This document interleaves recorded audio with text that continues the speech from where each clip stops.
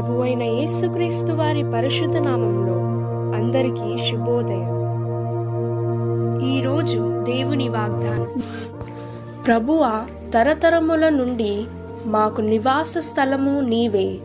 కీర్తనల గ్రంథము 90వ అధ్యాయం 1వ వచనం. Today God's promise. Lord, you have been our dwelling place in all generations.